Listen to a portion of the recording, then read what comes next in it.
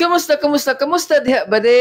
Gana makaangkon Korean surplus piano sama ani bade? Aw adto na dayon sa inyong pinakamalapit na Korean surplus. Nagkatidada ni sa 10K hangtod 35K. But wait bade, there's more. Dili pa ni siya perfect nga piano bade. Kinanglan pa nig tuning, repair o cleaning.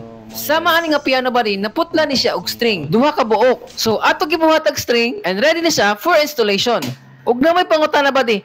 Daddy Tuner, nindot mo na quality ang mga piano Korean surpluser? O i-compare na to sa mga well-known brands like Yamaha and Kawai, ang ilang quality are almost the same in terms of sound, aesthetics, and wood quality. Ug pangutana mo ba di, asa tapit ni ang mga Korean surplus? Simple ra kay na ba di? Adto ko sa mong Facebook, ug type ka, Korean surplus to. O manggawas na nabadi ang mga suggestion asa ang pinakamalapit nga Korean store sa iyong lugar. Pero sama na ko nga taga Cebu, ang pinaka-famous nga Korean store sa among lugar is ang GSK. Ang ilang store kay naa sa Kapulay Liluan, Lapu-Lapu ug Mandawi. Daghan jud ka kapilian nga piano dito badi.